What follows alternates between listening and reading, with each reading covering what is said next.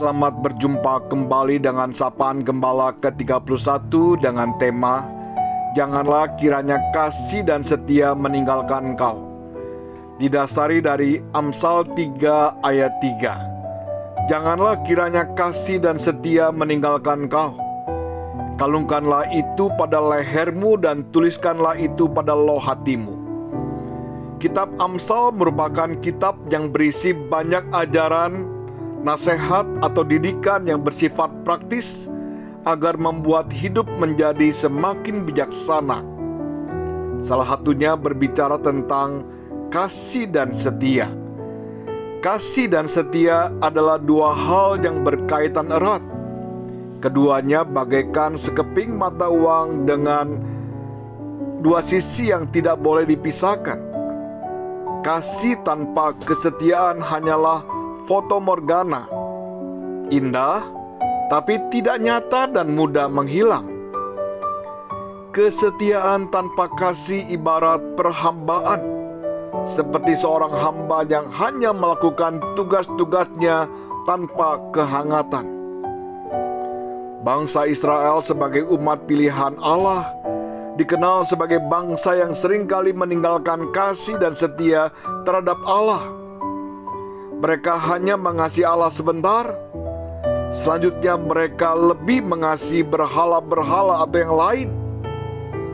Itulah sebabnya Allah mengatakan dalam Hosea 6 ayat yang keempat, kasih setiamu seperti kabut pagi dan seperti embun yang hilang pagi-pagi benar. Atau seperti jemaat Efesus, mereka telah kehilangan kasih yang mula-mula. Suatu fakta yang tidak dapat dipungkiri bahwa zaman sekarang ini pun yang namanya kasih dan setia merupakan hal yang sangat langka. Banyak orang meninggalkan kasih dan setia terhadap pasangannya.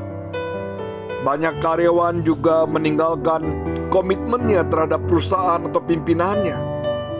Demikian juga para pejabat terhadap sumpah jabatannya atau janjinya. Bahkan banyak anak-anak Tuhan pun meninggalkan kasih dan setianya terhadap Allah, sekalipun masih melakukan ibadah, rutinitas keagamaan, pelayanan, namun tanpa lagi didasari oleh kasih yang mendalam dan kesetiaan yang sungguh. Bagi Allah, meninggalkan kasih dan setia merupakan persoalan yang sangat serius. Ini merupakan suatu kejatuhan yang dalam.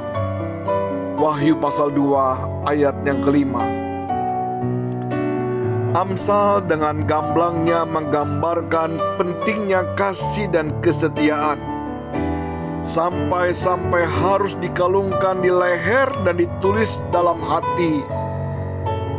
Harus dikalungkan pada leher, memberi pengertian bahwa kasih dan setia harus nyata dan terlihat di mata orang lain, sama seperti kalung yang dikenakan dan di leher pasti terlihat oleh orang lain.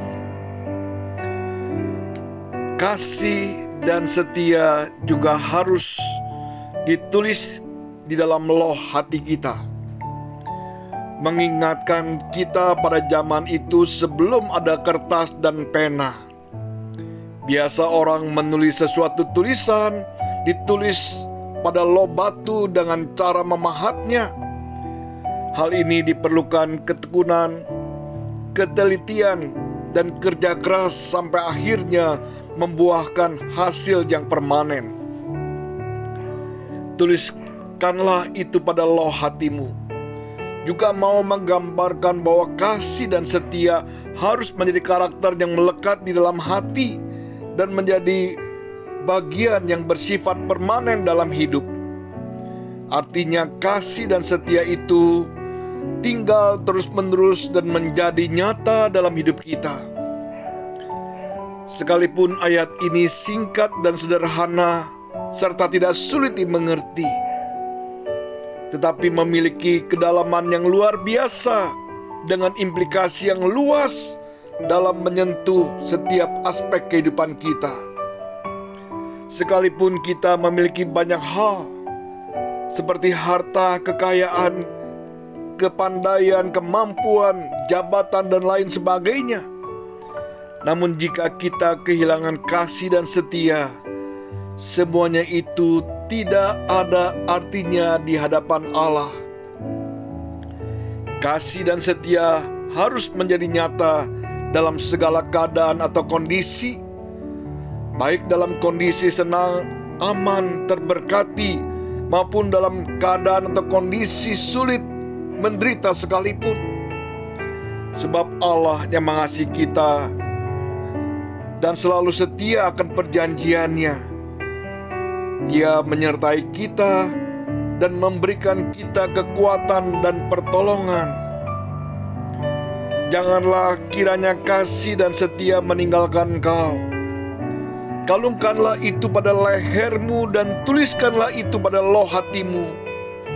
Maka engkau akan mendapat kasih dan penghargaan dalam pandangan Allah serta manusia. Kiranya Allah menolong kita. Amin.